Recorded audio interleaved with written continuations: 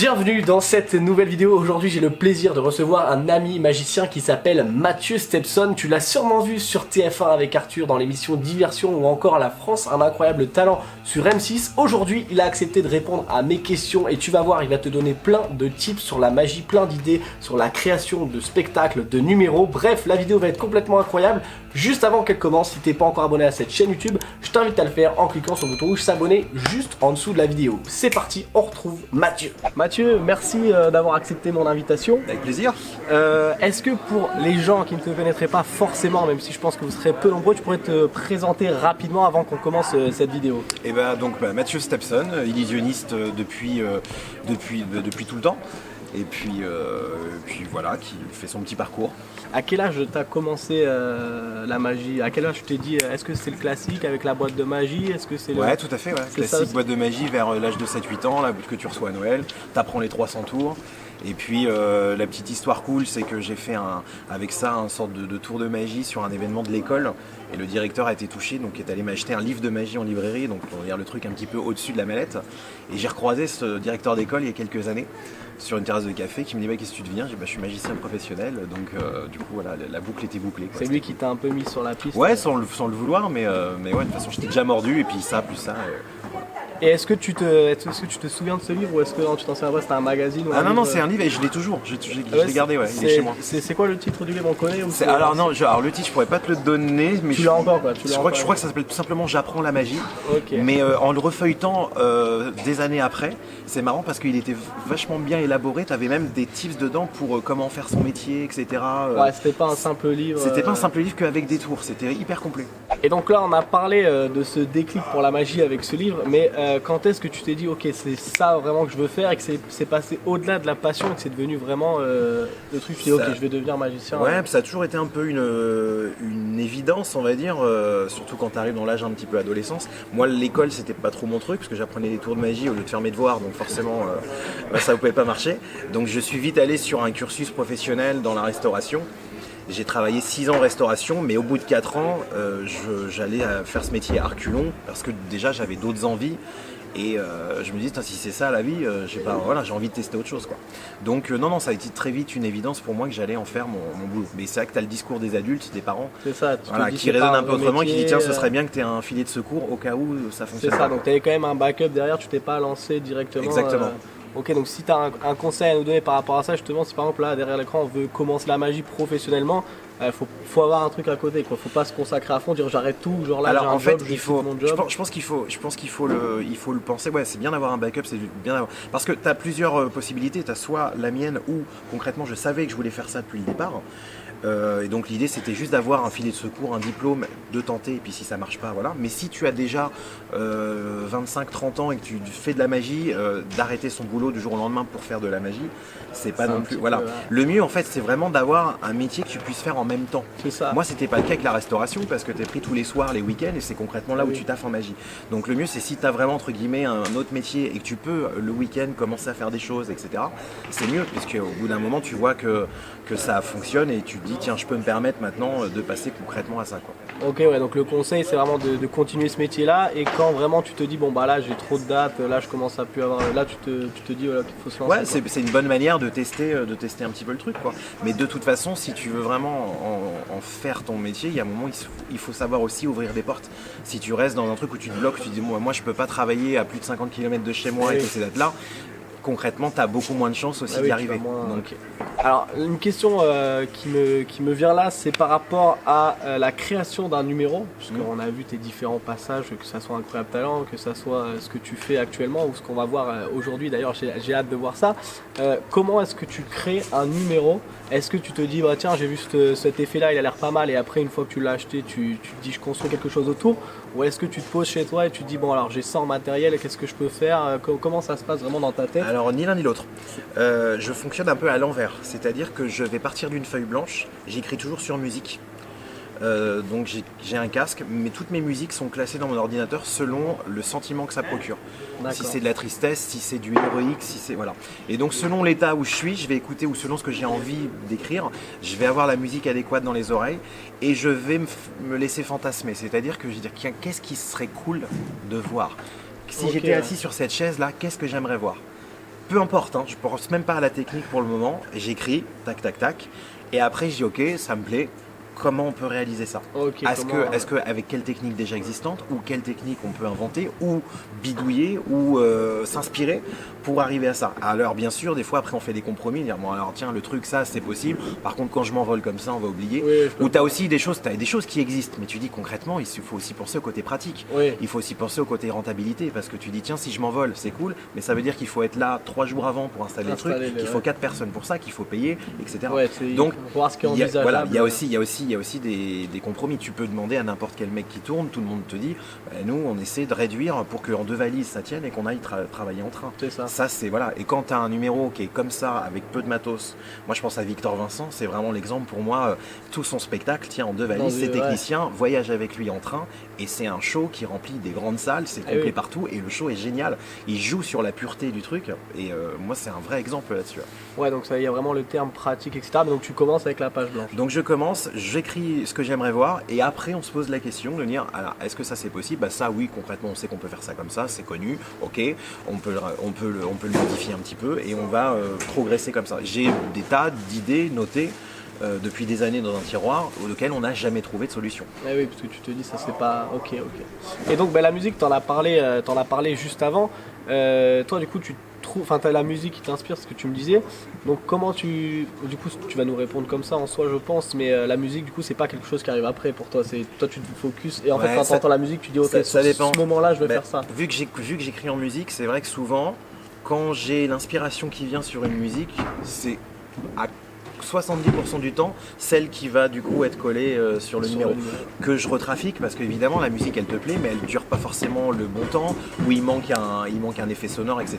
Donc il y a un retravail sur la musique ou des fois j'ai un truc et je me dis tiens j'ai pas encore la musique. C'est vraiment la musique qui va faire la mise en scène. Je fais ma mise en scène sur la musique. Sur la musique. Okay. C'est-à-dire qu'il y a la musique, on travaille la musique, on met ce qu'il faut et après si ce mouvement-là doit être plus lent, parce qu'il faut que ça tombe sur le truc, il sera plus lent. Okay. Voilà. Il faut vraiment. Après en fonction. Voilà. Pour moi, je pense que c'est déjà magique quand tu as le son et le visuel qui s'accordent parfaitement. C'est ça. Donc toi, tu vas travailler plutôt sur des trucs qui à chaque fois tempo, bam, tu sais que tu peux pas te permettre de dépasser. Non, il y a une vraie question de rythme, de lecture, et ce qui fait que ton rendu de numéro, il est parfait, quoi.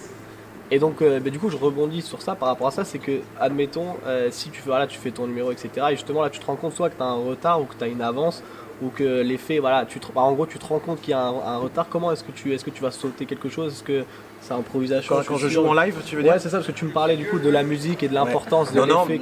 Non, tu peux rien sauter, mais ça peut arriver. Hein. Même là, tu vas voir sur le numéro que je fais, je dois être en parfaite synchro avec une vidéo. Voilà, ça peut m'arriver d'être un petit peu en retard ou un petit peu en avance. Je suis en timing avec une vidéo, mais j'ai des personnes sur scène. Donc les personnes sur scène, tu les gères, mais tu ne peux pas être à l'abri de tout. Oui, de tout ce qui se passe. Donc voilà, et donc il y a des fois par rapport aux personnes, comment ils se comportent, j'ai des imprévus. Ça, j'ai envie de dire, c'est un petit peu entre guillemets le métier, l'expérience, mais c'est surtout de l'impro et tu arrives toujours à retomber sur tes pattes et voilà. Et des fois tu sors de scène en étant un peu déçu en disant ah mais là normalement ça se passe pas comme ça, mais les gens pour eux c'est la première fois qu'ils découvrent le numéro et pour eux ça s'est très bien passé quoi. C'est ça, je pense que non, on a beaucoup aussi ce truc de se dire merde, moi dans ma tête c'était comme ça, mais comme les gens sont pas dans notre tête, ils se disent bah ok, bah en fait nous c'était très bien et complètement, je comprends totalement. Et alors par rapport à la création de numéros, combien de temps est-ce que ça te prend en moyenne, parce que je suppose que ça n'a rien à voir d'un numéro à l'autre, mais combien de temps ça te prend vraiment du moment où tu te dis ok j'ai l'idée, que tu commences à écrire, et le moment où bam t'es sur scène, comme là par exemple aujourd'hui, que tu te dis ok vraiment. Pas qu'on prend le numéro d'aujourd'hui. Je pense que c'est impossible de te répondre sur une moyenne parce qu'il n'y en a pas. Il y a effectivement des choses qui te germent d'un coup où tu as l'idée, tu l'écris et en 3 jours c'est écrit et voilà. Et d'autres sur lesquels je penche depuis parce qu'il manque un détail, un truc que je n'arrive pas à trouver et que peut-être je trouverai jamais. Donc le numéro que tu vas voir aujourd'hui, je me rappelle très bien quand j'ai eu l'idée, j'étais en vacances chez ma mère et elle préparait son mariage, elle m'a dit ah, j'aimerais bien que tu nous fasses un petit truc. Et j'étais allé visiter la salle et j'avais vu en fait il y avait un vidéoprojecteur avec un mur tout blanc en me disant tiens j'aimerais bien me servir de ça quoi, ça fait un super bel écran, qu'est-ce que je pourrais faire? Et donc l'idée du numéro est venue en essayant de faire ça. Donc j'ai pas du tout fait ça au mariage de ma mère parce que je suis parti dans un délire en disant ça sera jamais prêt et puis c'est pas possible. Donc j'ai fait autre chose. Mais j'ai gardé l'idée, je l'ai écrite et ça a figuré du coup dans le spectacle dès le début. Alors la version de ce numéro, elle a complètement évolué, elle a changé, mais la base de base, concrètement, c'est toujours la même. Quoi. Ok. Et par exemple, pour quelqu'un qui va écrire un numéro et qui n'a pas forcément, parce qu'on sait que tu tournes beaucoup, que tu as différentes pressions, mais pour quelqu'un qui va débuter, comment est-ce que il peut s'entraîner? Est-ce que, bon voilà, je suppose qu'il y a les amis, la famille au début, mais quand tu dois le tester en conditions réelles, parce que je suppose que tu peux pas arriver comme ça avec un numéro que tu viens de faire et te dire ok là je le propose en festival alors que tu l'as pas travaillé avant ou autre. Comment ça se passe par rapport à ça? Est-ce que tu as ça c'est un petit peu la démerde parce que oui puis ça dépend aussi du numéro que tu fais. C'est-à-dire que si tu es sur un numéro de mentalisme scénique, bon généralement tu peux bosser dans ton salon et le faire devant tes parents, il n'y a pas de souci. Si tu es sur un numéro visuel avec un décor, avec tout un délire, c'est compliqué d'avoir l'emplacement pour. Le mieux du mieux, de toute façon, pour travailler, c'est de se filmer. Il n'y a rien de mieux que ça d'avoir le rendu de se filmer, que ce soit au niveau de ce que tu dis, au niveau de ce que tu fais, au niveau de tes déplacemement sur scène, c'est radical. Un retour direct après. C'est un retour direct. Il faut de l'autocritique et se dire ouais. Alors moi quand j'ai commencé et que on faisait déjà des scènes pro, tu vois, mais moi la scène au final, moi j'en fais depuis 2012, donc c'est pas non plus, j'ai pas 20 ans de carrière dans la scène. Hein. Mais au départ quand je voyais ça, je me disais mais là je visite la scène quoi, c'est pas possible, il faut que je sois plus fixe. Et puis quand je parle, il faut vraiment que j'écrive mon texte au mot près, parce que quand tu parles, t'as plein de tics de langage qui ne choquent pas là, mais quand tu le vois en vidéo, les alors, les que, les voilà, c'est tout ça, il faut gommer quoi. Donc ça c'est hyper important pour la partie on va dire présentation. Après c'est vrai que pour répéter son numéro, si tu as un gros truc de ouf dans le garage de papy, ça commence à être petit quoi. Ouais c'est ça. Mais donc là non, j'ai pas réellement de conseils. Si tu peux avoir je sais pas moi la ville où tu habites qui te prête la salle des fêtes ou quelque chose comme ça, c'est cool, mais bon c'est au petit bonheur la chance quoi. Ouais c'est ça. Mais toi t'as un entrepôt Moi j'ai un entrepôt, j'ai un entrepôt. En fait j'habite au-dessus et je me suis fait un entrepôt avec top. Le stockage et une vraie scène de répète donc tu peux t'entraîner en conditions réelles quoi. Et alors que je veux. Ça c'est vrai que c'est intéressant. Alors toujours sur les numéros, mais cette fois-ci un peu la partie sur laquelle tu vas pouvoir peut-être nous éclairer un petit peu, c'est par rapport au numéro de magie, mais cette fois-ci pour la télévision. Comment ça se passe? Parce qu'on sait qu'on t'a vu chez Arthur, on t'a vu sur Incroyable Talent, même Belgique, tu t'avais fait déjà il y a quelques années. Est-ce que c'est exactement la même chose qu'un numéro que tu ferais par exemple aujourd'hui? Ou est-ce que on te dit bah non parce que ça sera pas possible, et qui te dit, ou alors est-ce que c'est toi qui décides de changer certaines choses? Comment ça se passe? Tu as des contraintes en télévision que tu n'as pas sur un spectacle ou sur une scène ou etc. Donc après au niveau de la création du numéro c'est un peu la même chose, c'est-à-dire que tu crées une idée etc. Sauf que là en télé on va te dire bon maintenant ça on peut pas pour telle ou telle raison technique. Il faut aussi que ce soit en télé, c'est encore pire que sur la scène au niveau efficacité. Faut vraiment aller droit au but.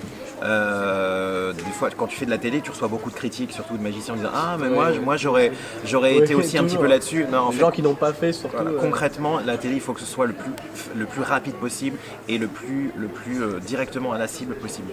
Et puis tu as aussi la contrainte des invités. Les invités, il faut savoir par exemple quand on avait fait Diversion, les invités jusqu'à la veille du tournage, on n'était pas sûr des invités.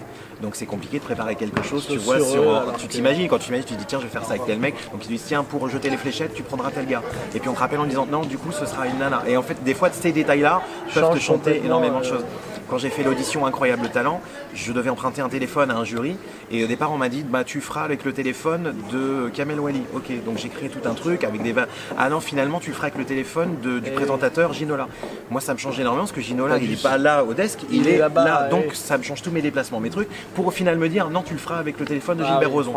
Donc tu as énormément de contraintes en télé qui sont invisibles et des choses auxquelles tu penses pas. Et c'est vraiment notre exercice. Et même au niveau du discours, c'est-à-dire que là tu fais un show pour un public, c'est une entité. Quand tu es sur un plateau télé, tu as un public, mais le public fait un peu partie du décor. Le public il est là pour montrer de la masse, faire des applaudissements, avoir des réactions, mais tu fais le spectacle pour les caméras. Tu vraiment, te concentres pas. C'est vraiment quand tu parles, tu parles. Tu regardes la caméra et on n'est pas en train de discuter quoi. Ok. Et c'est surtout que je pense aussi que tu n'as pas le contrôle sur, par exemple, ceux qui vont faire de la manipulation et tout sur les caméras. Donc si à un moment tu fais ton break ou je sais pas, bam, la caméra. Tu as aucun contrôle sur les angles et ni sur le montage. Donc c'est-à-dire que voilà, c'est pas, oui, ça c'est le plus. On sait pas il y a aussi beaucoup de critiques en disant ah ça oui mais ça en fait ça c'était coupé au montage ou ça bah, ah tiens on a vu ça, oui on a vu ça, mais tout le monde qui était là n'a pas vu ça, mais toi tu l'as vu parce qu'à un moment ils ont mis, et t'as beau expliquer bien sûr le réalisateur, tu lui dis bah tiens il y a un moment je fais ça et tout, c'est compliqué pour lui aussi de tout retenir, lui il n'est pas magicien donc il ne pense pas les choses comme toi, donc oui non c'est un vrai exercice très compliqué, passionnant, super mais compliqué. Complètement différent du coup de la scène qu'on fait vraiment habituellement. Et pour rebondir du coup sur ce sujet, comment est-ce que ça s'est passé ton premier passage télé? Comment tu t'es dit, est-ce que c'est quelqu'un qui t'a repéré, qui t'a dit bah Mathieu on aimerait bien t'avoir, on aimerait bien que tu fasses les castings autres, ou est-ce que c'est toi qui t'es dit allez là faut que je vais passer un cap, notamment peut-être je sais pas pour justement te montrer, etc. Enfin, comment ça se passe et comment on déclenche ça, si je puis dire. La première télé c'était Belgium's Got Talent, c'était en 2012 et l'histoire est toute simple, c'est que j'avais une amie française qui faisait une école d'audiovisuel en Belgique et qui travaillait du coup sur l'émission Got Talent belge. Donc ça existait déjà depuis un moment en France, c'est un truc qui m'attirait mais je savais pas quoi aller le présenter là-bas. Je faisais pas du tout de scène à cette époque-là, je faisais que du close-up. Et du coup elle m'appelle en me disant tiens je travaille là-dessus, est-ce que ça te dirait, voilà on cherche des artistes. Et je me suis dit tiens pourquoi pas, parce que ça peut être l'occasion que je teste des trucs, et si je me gaufre, je vais dire à personne que je vais faire ce truc là, c'est en Belgique, personne ne le saura, et puis voilà. Et donc c'était enregistrement au mois d'août, les auditions, et je suis parti tout seul faire ce truc là, et puis bah, du coup cool pour moi, ça a très bien fonctionné, et puis ça m'a donné envie de réitérer l'expérience et de continuer là-dedans. Alors la prochaine question, on en a parlé un peu tout à l'heure sur le fait de quand tu rates quelque chose. Alors là on va pas parler de tout à l'heure quand on n'est pas exactement dans le timing, mais quand tu rates quelque chose, alors il y a déjà la différence entre est-ce que c'est un effet du numéro que tu vas rater ou si c'est vraiment ton final, ton climax qui se foire. Comment est-ce que tu es préparé à ça? Comment est-ce que tu réagis, même si je suppose que comme tu l'as dit tout à l'heure, ça va être beaucoup d'improvisation. Parce que je pensais notamment, je regardais l'autre jour une interview avec Marc Obi qui disait moi pour la FISM, j'ai pas trouvé de solution parce que je me suis dit ça va marcher. Bon, je suppose que ça marche pas dans tous les cas parce que si tu te dis ça va marcher, que ça foire, enfin comment tu gères ce genre de choses? Comment on se prépare à ça? Ça dépend, tu peux pas forcément préparer, mais après concrètement, il y a vraiment la grosse erreur qui peut t'arriver, genre en mode, je sais pas, mais tu as une prédiction de prévue, la personne ne te sort pas le bon truc, t'as pas de plan B quoi. C'est ça. Là voilà, là concrètement, t'as que l'impro, t'as que le truc, et puis être sympa sur scène, avoir l'empathie du public pour toi, parce que si tu te gaufres, ils vont plus avoir envie de t'encourager que de te nuire. Mais voilà. Et après, tu peux avoir les toutes petites couilles, des trucs auxquels t'as pas pensé en disant tiens ça s'est pas déclenché parce que si. Et finalement ça il faut que ça t'arrive pour te mettre des cadenas, pour verrouiller et pour être sûr que toutes les fois d'après ça fonctionnera. Et donc du coup c'est en faisant qu'on apprend et c'est en se gaufrant qu'on apprend. Donc plus il va t'arriver des petites couilles comme ça, plus tu vas verrouiller et plus ça va bien se passer. Mais après tu as des trucs des fois où oui, là tu as des choses qui sont prévues pour que ça marche tout le temps, et la fois où ça marche pas, et bah tu t'en rappelleras. C'est vrai, comme tu le dis, si c'est la prédiction finale ou autre, ça peut arriver. T'es mort ça derrière. peut arriver, bien sûr. Et est-ce que tu as une petite anecdote par rapport à ça ou autre, ou est-ce que toi, dans l'ensemble, tout s'est bien passé Il n'y a pas longtemps, on a joué en Belgique par exemple, et j'ai une personne qui est assise sur une chaise avec un bandeau comme ça, et je lui dis tiens imagine quelque chose qui se mange et tout, donc on venait dans un humour de mentaliste, donc j'ai un paperboard à côté, puis j'essaie de trouver 2-3 indices, puis j'écris glace, est-ce qu'il s'agit d'une glace? La personne oui, donc les gens voilà, puis je dis tiens on va essayer d'aller un peu plus loin, imagine que tu as le cornet de la glace, que tu manges la glace, alors l'image est drôle, tu imagines le mec en train de faire une glace invisible quoi, et là du coup j'écris fraise en dessous, je dis quel est le parfum de la glace que tu as imaginé manger, et le mec me dit vanille. Aïe, voilà. Et donc là, j'ai pas de plan B là, clairement je suis pas dedans, mais toujours avoir la petite vanne, le petit regard sur le public qui fait qu'il a compris que tu t'es gaufré, mais que c'est pas grave et que tu vas te rattraper et qu'il y aura d'autres choses derrière.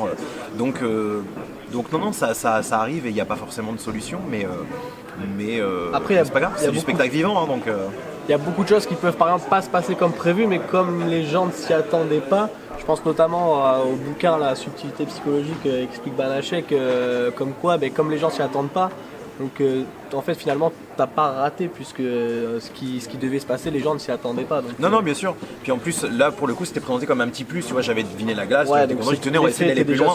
Voilà, effectivement si ça avait marché ça aurait été encore plus cool. Mieux, mais non, et ça peut arriver parce qu'en plus ça c'est des choses qui ne dépendent pas trop de toi. Oui. Dès que tu as quelqu'un avec toi sur scène, tu peux pas être sûr à 100% que la personne va aller dans ton sens et sortir exactement ce qu'il faut.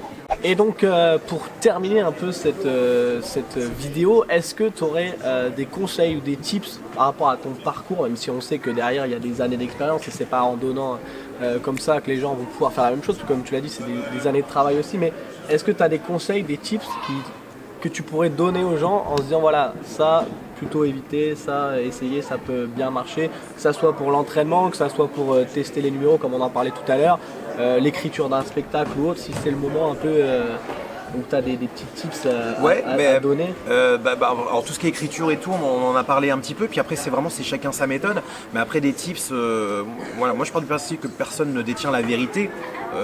Moi je vois les choses d'une façon, peut-être que les autres le verront d'une autre façon. Concrètement, ce que j'ai envie de dire en conseil, il y a un truc moi vraiment qui, à chaque fois que je vois des numéros un peu comme ça, me laisse sur une opinion pas forcément positive. C'est si jamais vous aimez un univers, que ce soit Harry Potter, Retour vers le futur ou quoi que ce soit, je pense qu'il faut éviter de vouloir faire un numéro sur le thème vraiment précis, c'est-à-dire avec le nom, avec les costumes du film, parce que concrètement, on n'est pas Disneyland, on n'a pas les moyens de faire, et c'est toujours approximatif. Par contre, inspirez-vous de ça. Si tu aimes Retour vers le futur, si tu aimes Harry Potter, machin, invente autre chose, invente un autre univers, inspiré de ce que tu aimes et crée quelque chose à partir de ça. Mais non pas déguisé en Star Wars avec le laser si tu aimes du. Pour moi, tu vas un petit peu dans le mur si tu vas là-dedans, parce que pour être à la hauteur de ça, je pense qu'il faut y aller. Il faut avoir le budget derrière. Et donc pour le spectacle, parce qu'on a parlé beaucoup de la création de numéros, mais pour le spectacle c'est pareil, est-ce que c'est la même chose, tu as une feuille blanche et t'écris, ou est-ce que tu t'es dit tiens j'ai ces numéros là qui vont bien ensemble, et si je les match ensemble, parce qu'évidemment ton spectacle il y a un thème, tu peux pas passer du tout au tout. On est plus dans un style, c'est-à-dire que à force de créer des numéros, il y a un truc qui est revenu. Par exemple, je dis tiens c'est marrant, tous mes numéros qui servent vraiment beaucoup ou pas beaucoup, mais il y a toujours le téléphone qui est dedans. Mais des fois c'est juste pour faire un calcul, des fois c'est juste pour passer un coup de fil, mais dans tous les numéros. Pour que les gens aient un souvenir. Exactement. C'est vraiment, il y a toujours le téléphone, et puis il y a l'écran, et puis donc du coup on est vraiment parti dans un. Des fois aujourd'hui j'ai des idées de numéros ou quoi, je dis ouais mais c'est pas pour moi. Ça rentre plus dans la charte de ce qu'on veut faire. Et ça c'est important, tu vois, d'avoir un petit peu un style, un truc, une patte qui fait que tu dis tiens ça on reconnaît, c'est sa patte à lui. Voilà. Et ça c'est très long à venir. C'est très long à venir. Et c'est cool quand tu commences à l'avoir. Moi je commence vraiment à m'amuser avec ça en disant tiens ça c'est pour moi. Et donc le spectacle il a une lines, il a vraiment une histoire sur le long, mais les numéros si tu les prends un par un, certains ont un sens avec l'histoire, d'autres non, ou peut-être, mais on le comprend plus tard. Mais on a essayé, oui, il y avait quelques numéros qui existaient déjà, qu'on a matchés, et on a essayé d'englober tout ça dans une boule, et pour que ça fonctionne, et ça fonctionne assez bien, du coup c'est assez cool. J'ai eu de la chance là-dessus, parce que ça aurait très bien pu au départ être on prend ça, on met ça, et ça marche pas du tout, comme beaucoup de spectacles. Il y a beaucoup de spectacles, c'est de la démonstration de tours les uns après les autres, et t'as aucun lien. Voilà. Et donc là, c'est un peu le cas sur certains trucs, mais au finalement si, t'as quand même tout qui se rejoint sur la fin. Donc, sur la fin, t'as un truc qui permet de. Ok. Et donc par rapport à ça, qu'est-ce qu'une fois voilà, quelqu'un qui vraiment il a on en parlait tout à l'heure en début de vidéo, ce petit truc qui dit ok c'est ce que je veux faire, comment on fait concrètement, même si encore une fois je pense que tout est différent pour tout le monde, comment on fait pour se dire ok ben là tiens je vais bosser dans tel restaurant, est-ce que tu sors dans la rue, tu prends ton jeu de cartes et tu distribues tes cartes de visite comme ça, est-ce que tu vas manger dans un restaurant et tu essaies de te faire remarquer, enfin, comment ça se déclenche? Ouais, il n'y a pas de méthode, c'est un parcours de vie, en fait j'ai envie de dire peu importe ce que tu fais, l'important c'est de le faire et de le faire du mieux que tu peux, peu importe quoi. Que ce soit d'aller faire des tours de magie dans la rue, d'aller dans des restaurants, d'aller n'importe quoi, voilà, fais-le, et le culot de le faire, et essaie de le faire à ton mieux. Voilà, exactement. Et il y a forcément un moment où ça fonctionnera. C'est un parcours de vie dans le sens où si tu fais ça, tu vas rencontrer quelqu'un qui va du coup dire ah bah tiens moi j'ai ça, ou là tu vas rencontrer quelqu'un, etc. Et si tu remontes tout à l'envers, au bout d'un moment tu dis tiens c'est marrant parce que ça je suis là grâce à quoi? Bah grâce que j'ai rencontré ce mec là. Ce mec là je l'ai rencontré ici. Et ici j'y suis allé parce que j'ai fait de la magie dans ce restaurant là, etc. etc. Donc en fait, peu importe ce que tu feras dans ton parcours, tout partira du truc que tu vas décider de faire maintenant. Eh ben écoute, merci à toi Mathieu. Est-ce que je pourrais te demander une dernière chose? Je t'en prie. Pour toi, est-ce que tu pourrais résumer la magie en une phrase? C'est un petit exercice. Alors je sais que parce que chacun a une définition assez différente. Est-ce qu'en une phrase comme ça, tu dirais que c'est quoi la magie pour toi? Tu veux voir? Ouais. Bah, la magie, c'est ça. Bon, évidemment Mathieu, on était obligé de passer par une petite démonstration. Est-ce que là, comme ça, tu pourrais nous montrer un petit truc? Ah, tu veux voir un truc? Ah, avec plaisir. T'as une pièce de monnaie sur toi ou pas? Ouais. Qui traîne dans une poche, n'importe Ici, quoi. je dois avoir ça. Tac. 50 centimes. 50 On va pas aller centimes, loin avec c'est ça. ça. Ouais, c'est sympa. Tu prends pas de risque, mais c'est sympa. Bon, on va tenter un truc avec cette pièce. T'es prêt? Je veux juste que tu me promettes, si ça marche, de pas toucher la pièce ou passer la main. Ok, enfin, parfait. c'est une phrase anodine qui veut dire personne ne bouge. T'es prêt? Ok, je 1, bouge plus. 2, 3. C'est rigolo ça. Hein? C'est Alors t'as plein de gens qui pensent que ça marche avec un aimant. Alors, tu pourrais essayer, hein, les pièces de 50 centimes sont pas aimantées. Il y en a d'autres qui pensent que ça marche avec un fil. Première question, comment on attache un fil sur une pièce? Puis si vraiment il y avait un fil, tu vois comment la pièce ferait pour passer là? Ce serait pas possible. aïe aïe aïe aïe. C'est fou, c'est fou. Alors le moment que j'adore, c'est quand la pièce se repose et que tout le monde applaudit comme des tarés. Ça donne à peu près 1, 2, 3. Boum, sympa ça. Et ben on va applaudir derrière notre écran parce que moi j'étais juste là et c'est incroyable. Je te la laisse, elle porte bonheur maintenant. Faut pas que Ouais, c'est vrai que là, je vais la garder très précieusement et merci à toi.